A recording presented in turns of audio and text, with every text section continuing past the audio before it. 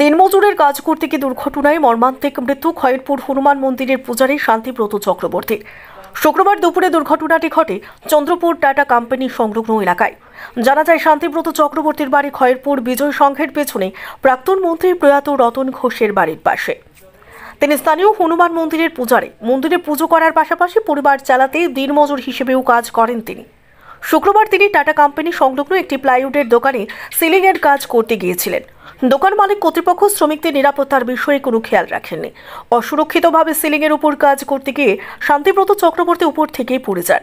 লোহার শেকল ছিঁড়ে তার উপর পড়ে যায় বহু সংখ্যক প্লাইউড রাখা ভারী একটি আস্ত কাঠের রেক।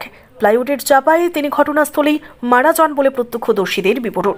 পরবর্তীকালে তাকে উদ্ধার করে জিবি হাসপাতালে নিয়ে চিকিৎসকেরা মৃত বলে জানায় এবং মরদেহ ময়না তদন্তের জন্য মর্গে পাঠানো হয়।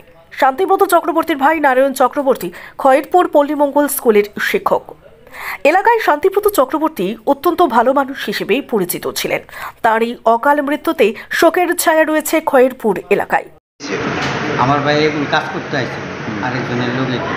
আমি লোকনাথ মন্দিরে কাজ করে রাজ্যে এমনি আমরা পাড়ার একজন লোকে বলতেছে তোমার ভাই অ্যাক্সিডেন্ট ইয়াতে পড়ছে। গিয়া দেখে যে ভাইয়ের প্রচুর এই প্লাইউডটি লইয়া ভাইয়ের। এটা কি কোনো গোডাউন আসলো না দোকান আসছিল? গোডাউন। আচ্ছা, কোন জায়গাতে? এটা হইল গিয়া টাটা কোম্পানিরা পাড়িয়ে গেছে ব্রিজটা আছে না রেস্টুরেন্ট, ব্রিজটার একটু আগে যে নিচের দিকে গাড়ি ধোয়া টোয়া এই জায়গা। উনি কি এই দোকানে কাজ করতো? না, এমনিতে কাজ যায়। এমনিতে কাজে কতদিন যাবত কাজ করতো এই দোকানটা? 2 মাস পার্মানেন্ট কাজ করে, মানে এমনিতে আজকে কাজে আসছে 3-4 দিন ধরে কাজ করে। আচ্ছা, তো এখন মানে পরে হাসপাতালে কে আনছে?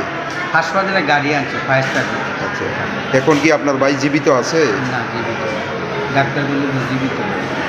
নাম কি ওনার? শান্তি চক্রবর্তী। বয়স কত? 50।